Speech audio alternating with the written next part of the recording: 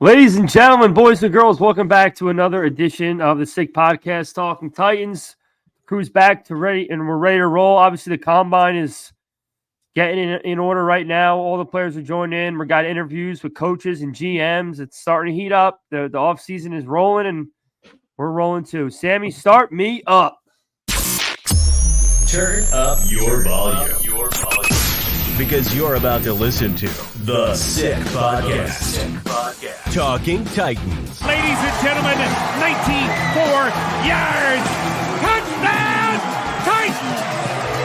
He is the baddest man in the NFL, and he just took her to the house. The sickest Tennessee Titans podcast. Sick! It's gonna be sick. Welcome back, ladies and gentlemen. We are here once again with another edition of the Sick Podcast Talking Titans. I'm joined, as always, by my two counterparts, Jarett and Vin. Fellas, the combine has arrived. It feels like the Super Bowl was 5 seconds ago, and sure enough, we're right back in the mix. The offseason's well underway, and our two guys, Brian Callahan and Rand Carthon, are starting to work their magic. What are some of your early thoughts about some of the things you've heard these guys say over the last few hours here at the combine? We saw it on Twitter, definitely some clips so far. Jarett? First, I want to say another thing that has made an appearance was your headband, because your headband's been missing from the podcast for the past couple. Yeah, you know, you've been rocking the hat backwards, forwards, new look. Now it's back. So we're back to waxing on and waxing. Yeah, exactly. No, man, but there's a lot was being said. I know we got clips of Callahan or Callie, as we should say. Callie and Rand talking about, you know, what they value, what they need, but it's exciting, man. You know, everyone, you know, if you're working from home, if you're sitting from home, you can throw NFL Network on 24/7. They got the draft, not the draft coverage, the combine coverage. So I'm really looking forward to seeing how players pan out. I know Romo Deuce is going to be running and doing drills. I know. Well done, by the way. Well done with that enunciation. With the pronunciation, right? You right? Like that? I got my fucking notepad here. I've been writing down these enunciations for the panel here. Sorry. He's going to be working out. I know Neighbors is not, and Marvin Harrison Jr. is not, and a couple of the quarterbacks, not like that we need them, are not going to be working out. So I guess they're going to be there. Some of them are going to be there, some of them are not. So they're going to do interviews and everything. So I'm really looking forward to see what everybody, you know, has to offer at the combine here. Yeah, Finn. Well, I mean, let's get right rolling into these clips we saw today. I mean, we heard it. We heard a lot. It's a lot to get excited about. We might be going in a different direction. Could be turning the page on some legends. Yeah, we could see it. I don't know, but we got clips on Callahan and the Derrick Henry situation and how that is going to pan out. So if you guys want to roll that clip on Callie. I don't think so. I think you see backs nowadays. I know there's that myth of volume carrying where you got to have it 20, 25 times. I don't think that exists. I think there's a place for rotating backs. I think staying fresh matters. Obviously, he's taken a lot of carries over his career, and so if you get in a position where you got two really good backs that offer very different skill sets, I think it's always good to change those up. It's good. It's good scheme, and it makes it hard on the defense. So I don't think that you have to, just because if he came back, he'd have to have 20 carries. I don't think that necessarily is a requisite. What kind of? It's crazy that there's the fact that they're like really talking about this cat this early on, and I don't know. I'm just so torn on it, you know, because I love the guy so much, but he's just like the last piece of that style that we tried to win with. And I feel like if we bring Levis back into this next year of this, got to give Henry the ball, got to make sure, I just don't want to go down that road again. So if he can be on the team and be okay with being no longer the face of the offense, then it's okay. But I just don't see him doing that, you know? No. And I think you agree there, Vin. No, I don't see it happening. And I think, you know, you can interpret what he just said a few different ways. Him saying, we love Henry to come back, but he's no longer going to be touching the ball 30 times a game. I had alluded to it last show. He is a back that needs carries and volume. He wears on a defense throughout the course of a game. You're not going to bring him off and on the field. He's not a quick twitch guy. He's a go straight at you. Yes, he's got some speed and whatnot, but for a back of his size, he needs that volume. And I don't see it. I don't see us bringing him back at the rate he's probably going to command still, even at this age. He can probably get $7 to $10 million a year. I think he wants to go to more of a contending team as well. And it's hard for us to let go. That's why we're still talking about it. You know, it really is. Like you said, Sal, he was part of that team that almost won. And I think we're turning the page entirely on that brand of football. I think as much as we love him, all things come to an end. Very rarely does a player start and finish at the same place. And that goes for not only running backs, but look at the best quarterbacks of all time, you know, Peyton, Brady, Rodgers. So it's rare. So I'm thankful for what he did, but I think that's kind of him saying we can get Tajay and another back in the draft and get them 15 touches a game each-ish, 12 to 15 each, and be effective with it. And I think Carthon came from San Fran, where they always had backs that they just kind of threw in there because they believed more in the system than having to have a player like a caliber of Derrick Henry. So I think he's gone. If he came back, listen, I would not be mad. It's a mutual parting of the ways. It's a breakup that we kind of saw coming. And we wanted him to win here. We did. But Sal, you always said it. You don't really give a shit who's on the team. We want to win. So our loyalty towards certain players, you know, I feel like even with Titans fans, because that's kind of all we had, trumps sometimes us wanting to win. But now it's time for a new brand of Titans football. I'm excited to see what Tajay can do as the number one. There's backs in this draft that, you know, we could probably get in the mid rounds. There's cheap free agent options. But with that being said, I don't think Henry's back as a Titan. Yeah, I mean, just to touch on my situation with Henry, I mean, I pitched my loyalty to him. I mean, we all have. I would love to see him back in two-tone blue, finish his career out, because I was scarred when we let Eddie George go, because he was the reason why, basically. I'm a Titans fan. Yeah, I mean, I got his picture here. I got his jersey signed here. I met him and everything like that. So, I mean, just to see him go and just the way Callahan spoke about him, they would love to have him back, compliment, Taj Spears. We have other clips on Rand Carthon talking about Spears and how they want him to be the focal back really of this offense. And I think going forward, we're going to start running the ball like 15 to maybe 18 to top 20 times a game. And if they're going to split carries, they're going to go young in the draft and try to get like an Estime. They're going to try to get a Jonathan Brooks if he drops, or a Blake Corum or a Benson from Florida State. All those guys are hard runners. They can complement Taj Spears very well. And we can go the cheap route, veteran route, like you said, in free agency. So, I mean, yes, it's going to be very sad when Derrick Henry leaves, but I think that Rand, like you said, has a very good plan going forward for the running back room. Speaking of that, we talked about our situation with Derrick Henry. I just want to bring on somebody, a special guest, and get his perspective also on the Derrick Henry situation. So let's bring him in, AC. What do you hear? What do you say? Whoa! What's up, dudes? What's going on, buddy? Look at this. This is a pleasant What's up? surprise. Wow. Long time listener. I was thinking maybe they pulled Henry out of their ass, but I'll settle for you. No, I thought Todd Downing. I second. thought it was going to be Todd Downing making an appearance and telling me to go fuck myself, but this is much, much better. The king himself. We're going to have a lot of jealous fans, I'll tell you what. We're gonna have a lot of jealous fans, but it'll be worth it. How you doing? Well, let me just say, day one supporter. I'm gonna gatekeep you guys like I do my favorite bands when they become popular. I was back in the Turnpike Titan days, so glad to see the success and glad to be on. Long time coming, man. So we just played a clip. I don't know if you were in the lobby. Let's introduce him. The much spoken of on this show. DJ Wet4 on Twitter. Give him a follow. Great sense of humor. Big Titans fan. His name's Jeremy, but we'll always refer to him as DJ Wet4. So, yes. Number one fan. Appreciate your loyalty. Sopranos aficionado. Yes, sir. One of us. So, welcome. I appreciate it. Welcome. Here's the Twitter account right there. If you haven't followed it, go follow it. There it is. It's in focus. One of the best. All right, Jarett, please continue.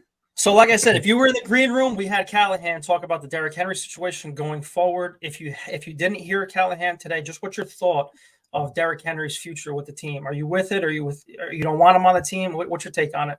Yeah, so I'm a huge Derrick Henry fan. He is my favorite player of all time, probably eclipses Steve McNair now.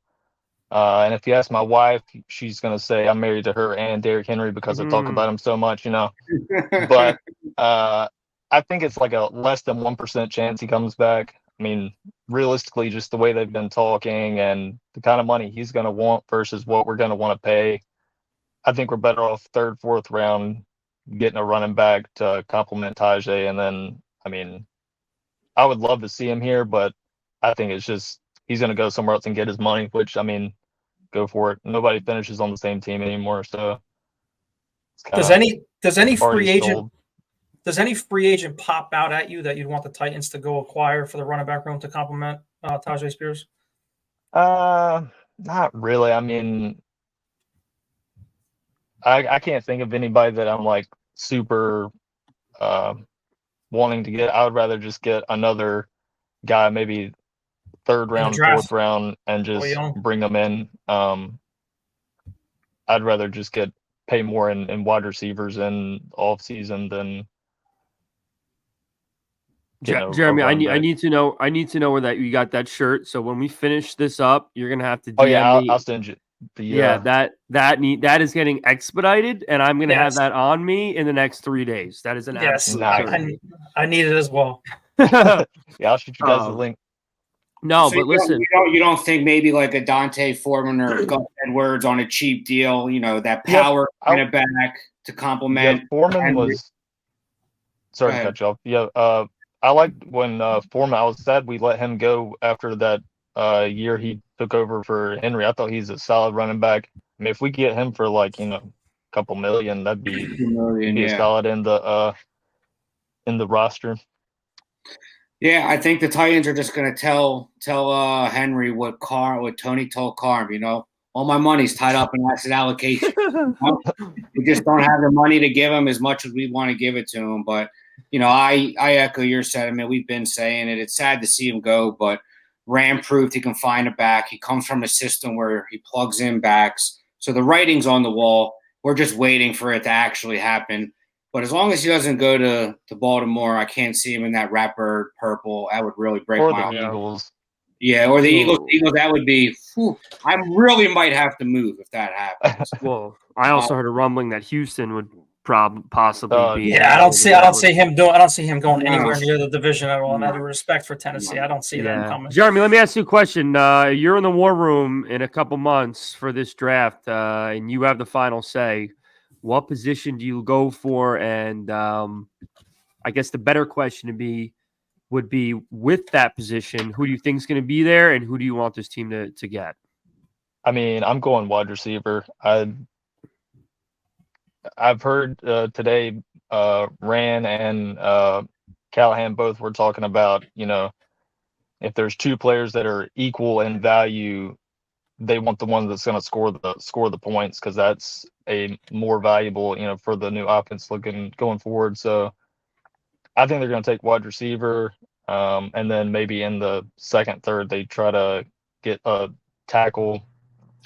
They keep no third round pick this year. Just we don't have a third round. Yeah, so that's going to be huge. Either way we go in the first round. But Jeremy, before we go into this next clip, just flip that phone so everybody can see that nice angry run shirt. That nice angry run shirt, so we can see it nice. Yeah, there we go. There we go. So we got Rand Carthon. I know we actually have Brian Callahan in this next clip where he talks about the value of O-line versus wide receivers. So let's show it. I don't think so. I think you see backs nowadays. I know there's that myth of volume carrying where you got to have it 20, 25 times. I don't think that exists. I think there's a place for rotating backs. I think staying fresh matters. Obviously, he's taken a lot of carries over his career, and so if you. Sorry about that. That was the wrong clip. That's on us. My bad. So we'll call for it again. O-line versus wide receivers. Let's shoot it this time. Take two. Hey guys! That by the way, everyone, Shout out. They're going to clip this. They're going to clip this. No, since it happened, let's take a moment. I'm taking a timeout. Don't go anywhere, you two. Put these two back on, Sammy, so everybody knows everything you watch all the time on all the Sick Pod networks. These two right here, these two are the oil that makes this machine go. So, round of applause to Sammy and AC for everything that they do. Sammy has the same shirt as you already. You got it at Christmas. Oh my! I can't wait. I'm going to be dreaming about it tonight. I might get like 3 or 4 of them because I know I'm going to wear them out, and they're just going to be one for each day of the week. I'm going to have a different one. But shout out Juliana too. We don't forget about her. Yes, Juliana, absolutely. Don't remember Juliana. They all forgot about you except me. Stepped in whenever she needs to, and train keeps on moving. So absolutely. We're going to edit it. Let us get the video. We're going to edit this out. Hold on. No, you're not. You're not editing this out at all. This is all staying in there. We don't script anything, AC. You know that's how we roll. Which clip? Or a question for you, Jeremy. Who you writing a blank check to in free agency? Who do you want, and you don't care what he costs? I mean, if we could get Higgins, I would love Higgins. I loved him when he was at Clemson. I'm a Clemson football fan, so if I get him and Nuke on the same team, the Titans, I mean, that'd be sick. I don't think it's going to happen. So I would say cornerback is who I'd write a blank check to. If the Chiefs will let Snead go, then I would give him whatever he wants because he's the Will Levis of a defense. He acts like he cares. He's, vocal. If we couldn't get him, I like Xavier Howard that the Dolphins released. And then what's the guy from Baltimore? Stone? I don't remember what his first name is. Geno Stone. That's a safety, and I brought that up last podcast. I'm glad you said that because he would pair well, and he's not going to break the bank either. I mean, he's graded out as like 85 cover grade, and I think he had close to 7 interceptions this year. So I mean, he's up there, and would be a great compliment to Amani Hooker too. So that would be huge. But there was rumors before we jumped on here that KC 75 to 80% thinking about tagging Snead. It's definitely not a definite, but if they do keep him, they are willing to trade him as well. So it'll be like a little tag and trade scenario with T. Higgins as well. What do you think of Autry, Jeremy? You think we got to re-sign him? I think if we get him for like a year on manageable terms, maybe 2 years if we have to. But I don't know, how old is he? He's like 30 something already.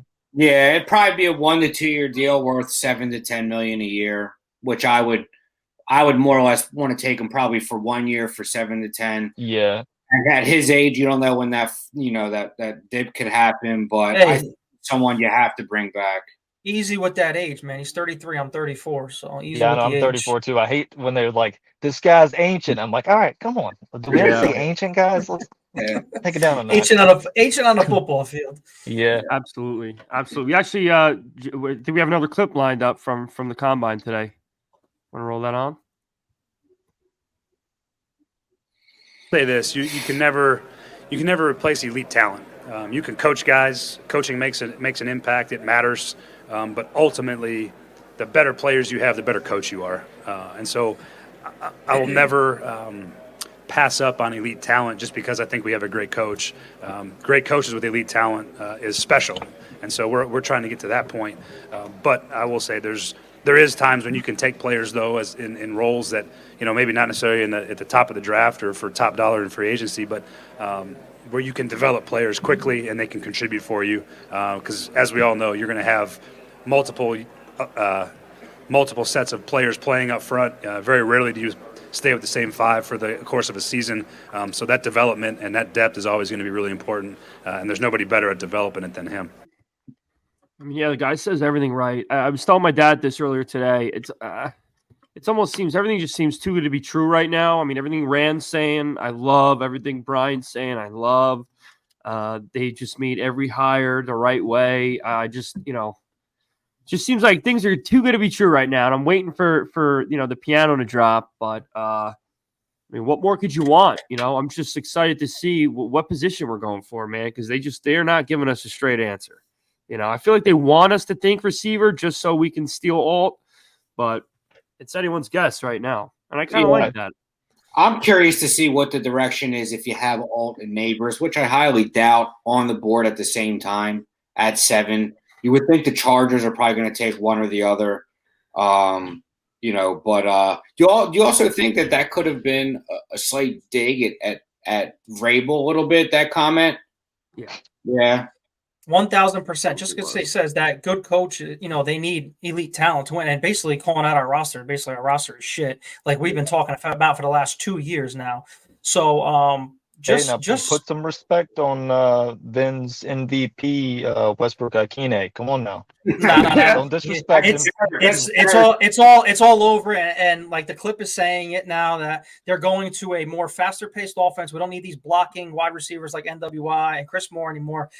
Thank you so much if they come back. Thank you so much if they don't come back. Appreciate the time, but we need to evolve this offense with Brian Callahan, and that's what they talked about. Now, what I got out of that clip is, yes, he did take a shot at Mike Vrabel for not, getting elite talent in here and just like the stale offense. Now that he's coming here now, if you listen to that back half of what he just said there, we need to develop players on the offensive line, whether they come in via free agency. This is how my gears are turning towards it. Yes, my dad can come in here and develop these guys, but elite talent. We need guys that need to make score touchdowns, fast-paced offense. So to me, that screams like we're going at 7 at a wide receiver here, whether it's Rome or Neighbors. Like this offense is going to go, and Will Levis has the cannon to do it. And that I need a go-to wide receiver besides DeAndre Hopkins. I need a Neighbors to stretch the field and get some yak yards that we missed since AJ Brown has left. So that's the direction that I'm leaning towards after hearing that.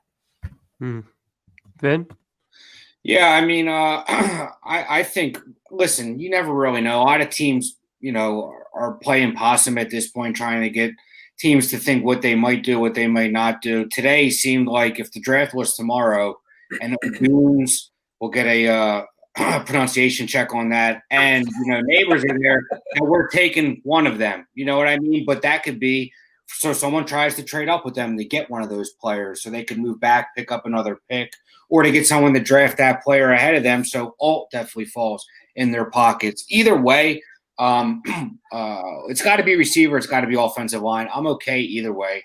We'll have a much better idea after free agency. Probably be able to tell you 100% after free agency, because if we sign any tackle, we're probably going receiver and vice versa. But if we took a Neighbors or an O'Dunes, I'm completely okay with that. That's contingent on you getting a offensive lineman in the second round that you feel like your father can develop. Or going after a more experienced one in free agency. You have to hit on the first 2 picks, though, because we don't have a 3rd-round pick. It seemed like Carthon did it last year with Skoronski, with Spears, with Levis. You have to do it again, because those are the teams that sustain success, the teams that can develop those first, second, 3rd-round picks into, franchise-type players. So I won't be surprised either way. There's a part of me that wants that flash in the receiver, but then the conservative part of me wants to say if Alt is there and he could beat Joe Thomas for the next decade, you'll be able to find receivers. And if you give Will Levis enough time, I've said it before, he can elevate the play of the players around him. But I won't be, mad in either direction. So, again, I said this before and I'll say it again. We were in a much different situation the last 3-4 years because we had a guy that was what he was. He was a guy that you needed to have all the pieces around and everything in place in order to succeed. And that included offensive line and weaponry and everything. So in our minds, every year we got to the draft, we said to ourselves, well, it's Ryan Tannehill again. We need that X factor to set this offense up to go to the next level. So we always wanted the receiver, the tight end. We wanted the guy that was going to come in and be a difference maker on offense, and we never got it. Now that we have the quarterback, and we know we have the quarterback, it's going to be much more easy going to sleep at night thinking, hey, we might take the best left tackle to come out of the draft for the last 5 years. And if that's the case, that's okay, because we're not worried about whether or not this guy's going to be able to extend plays, throw the ball down the field, etc.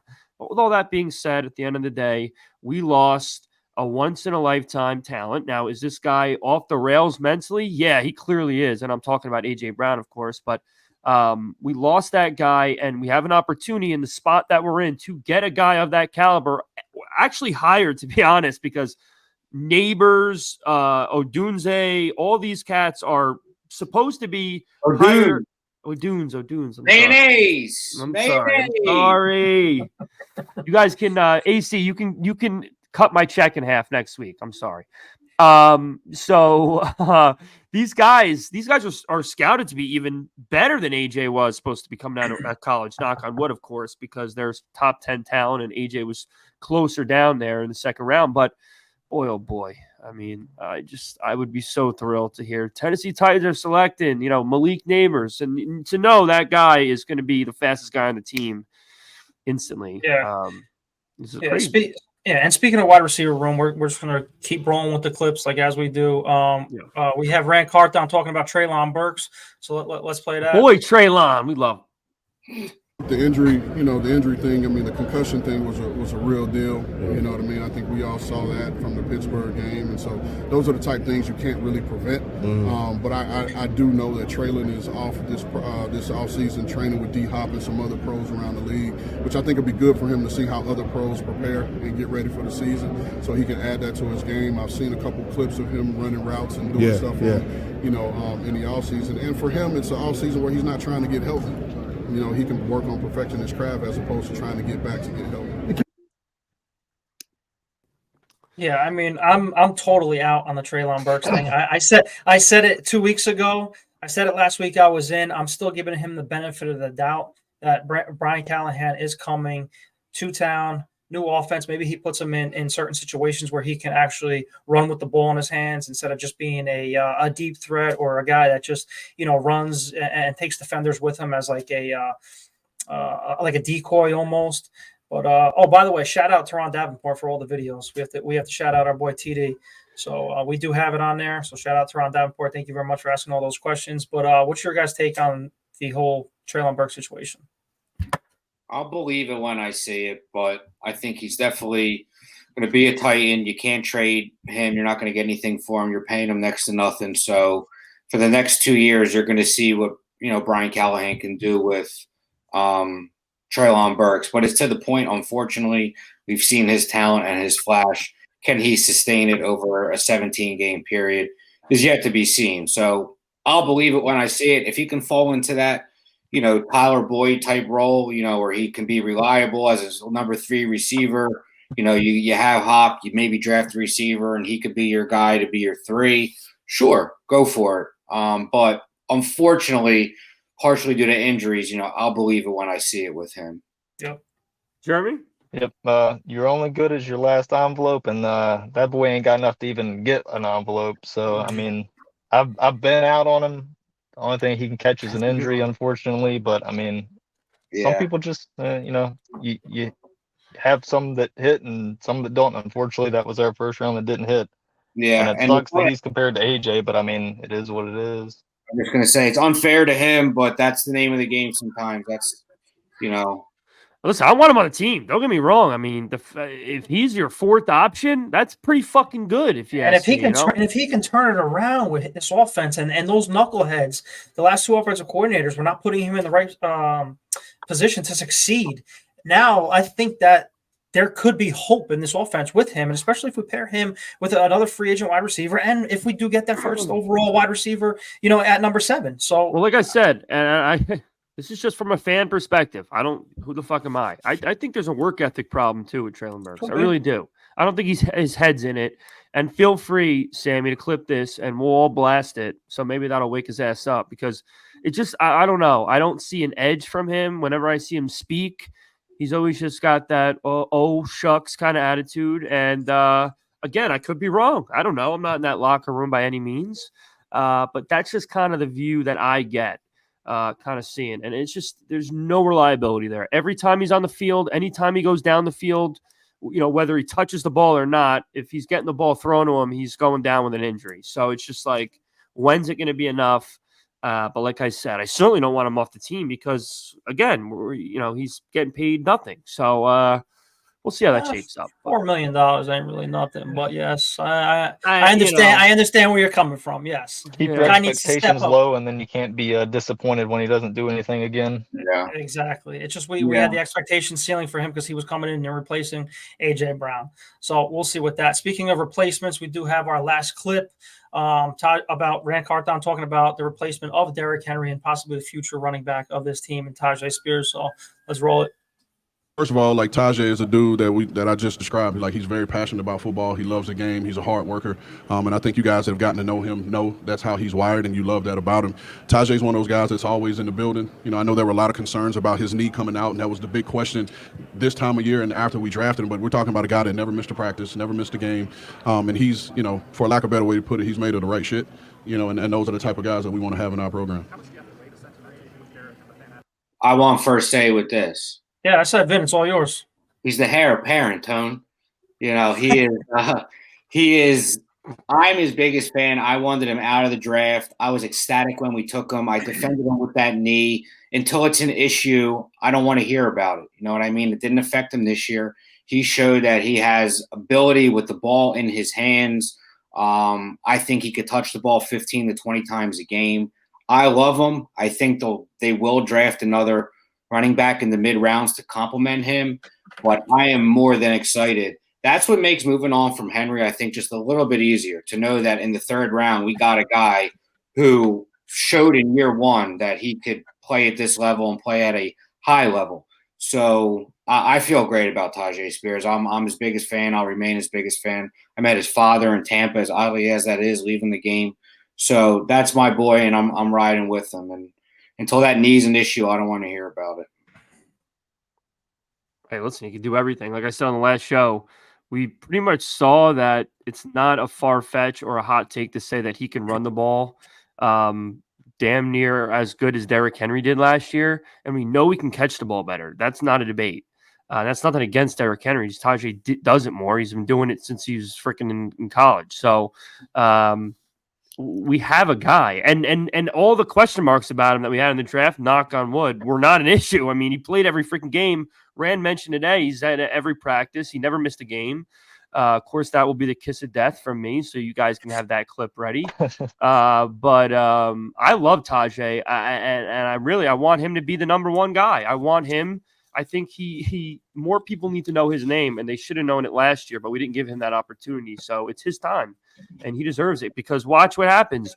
You know, he's going to need some money if he keeps producing. So you better start making him produce before that shit, hits the fan. And we only got him for 4 years. So, we'll see. And yeah, as a rookie, he had, 100 carries for 453 yards, 2 touchdowns, 52 catches, 285 yards and a touchdown. So you're talking, 838 all-purpose yards with 3 touchdowns as a rookie. The kid can handle the workload, and he's going to get an even bigger one next year. And I'm excited to see it, because it feels like for years we tried to find that complement to what was Henry, Dion Lewis, and we finally found him. And now we think not only could he play that role, but he could be a lead guy as well. So. Well, I mean, he's a typical NFL running back today. Like I said, like I've been saying, I mean, he's absolutely electric with the ball in his hands. He can catch, like Sal said. He can run the ball. He's a 3-down back. And the biggest thing is he can block. He can sit there and he'll take hits and he'll protect Will Levis in the pocket. I mean, if people don't really believe it and they need to see more film on Taj Spears to actually say he's going to be a back, go throw on the Senior Bowl last year. Go throw on his last year's tape. 2 years tape. His last year, his senior year at Tulane. The guy is absolutely a baller. So I am not worried about Tajay taking the reins from Derrick Henry whatsoever, if that is the case. But we do absolutely need a complimentary back with him. Whether we go young in the draft or you go, with a veteran guy. I'm not too sold on Julius Chestnut. I know he was posting pictures and everything this week or last week saying, I'll be back. Julius Chestnut could be a nice third down piece. I'm done with those names. I'm done with those fucking guys. He could be a practice squad guy. Yeah, he could be a practice squad guy, third string guy. I Mason want a nice... Kinsey, bye-bye. All of them. No. Put some respect on Mason Kinsey's name. We might be on the show soon, so watch what you say, all right? I don't know if you watched the last episode, but he could be a friend of the show soon. So, all right. Let me backtrack. Nothing to get. He's a much better athlete than I can ever dream to be. Okay, so I don't want to start waves where there's no need to be waves. But Jeremy, what's your take? What's your take on the Spears situation? What you hear from Rand? Yeah, so I didn't know anything about him when we drafted him, and I went back and watched some of his tape, and like especially his last bowl game, he basically carried the team on his back to win the game. So he's proven he can handle the carries. Now, if he just picks a better number so I can buy a jersey, I'll be in good shape. Yeah, we all want that 32 gone off of him. Yeah, I don't like that number at all. Can't rock a 32. Come on, dog. I might have to ask TD to throw a question at Levis next time he sees him because I need to know about his number because I can't fucking wait anymore. Jersey. Do I buy an 8 and then he switches to 7? Yeah, I need the Oiler Levis jersey and I cannot get it until I know because I'm gonna get the fucking on field one, of course. So I mean, like, what are you laughing at there, Stevie Wonder? What are you laughing at down there? Don't worry about it, dog. Don't worry about it. You make me laugh. You're like a clown. You're here to amuse me. I am. That's the only reason I'm here. That's apparently, or to be corrected about the way I enunciate. So anyway, we did pretty good today. I think we did pretty good. We'll hear it in the comment section. We did. I think the critique is going to be within 7 paragraphs this show. Yeah. So, and I had Taj's whole stat line up. We read it accurately. I did some quick mental math. That was excellent math. We'll get critiqued on that as well, but I think there was a vast improvement. The biggest one was the Luan. You've been doing Luan since day one. Well, he is Taylor Luan to me. You it is. So you gotta say it like Joe Rogan. He's like a Taylor Lewin. Yeah. And then, are you guys planning on going on any of the games this year? No, absolutely. So I think we all got to go to the game in DC. I know that's close. Okay, to you. I'm going to the DC game, so we'll have to meet up. Yeah, absolutely. And if I could find a way to get to Nashville, I'd almost love to make it a yearly thing. Yeah, it has to be. Especially 3 of us or 4 of us or however many of us. Last year I went for a sick podcast party. Yeah. And then I went to Tampa later in the season, but I got to see them once a year if they're in the area. So that DC game, we could book that because that's a short drive for us, and we know that's that's my stepdad's. I was thinking maybe the Buffalo one too, because that's pretty close. That'd be a lot of fun. It depends on when it is, though. If it's like December, I'm not sitting in the snow. So no. Did you guys watch the documentary yet on their 4 Super Bowl losses in a row? It's on Netflix. It's real good. Not yet. I did see that. I gotta watch that. It looks really good. If I was a Buffalo fan, I would not be watching that. No, you still would. You still would. If they made it, Jarett, if they made a documentary about the fucking called One greatest show Short on turf, you'd be watching it. You'd be watching it. 1 yard short. I like that. Girl. I mean, we might have to make it ourselves. There we go. I feel like somebody else already has We're that. We're gonna tag that. We're gonna make shirts on that. Sammy, we're making shirts 1 yard short. 1 yard short. I hear that a lot. That way someone will throw on Twitter and say they came up with it first. Especially if Sal said he said it. Yeah. That's all you need to do. All right, we gotta wrap up, guys, because I gotta go to work and we've been rambling now, but that's always good. You're having fun when you're shooting the shit. So first off, I want to thank Jeremy for jumping in again. DJ Wet4. One of our biggest fans in this show. We're very grateful for his loyalty to us, and that's why we were happy to have him on tonight. And we will definitely have you on again. So we will be signing off. And Johnny Sack, we're done. Yeah. Yes, we're done here. Oh my god! If we could have a show next week, just going firing off quotes back and forth. You just have them the whole time, and nobody knows what we're talking about. No, except for like 3 other people on Twitter. Yeah, it's a shame, but you're probably right. All right, guys. Hope everyone has a great, fantastic rest of your week, and we will see you on the flip. Tighten up, Sammy. Send us out. And that's a wrap. Hope you don't miss us too much until next time. Follow the Sick Podcast Talking Titans on YouTube, Instagram, Facebook, Google Play, and Apple Podcasts.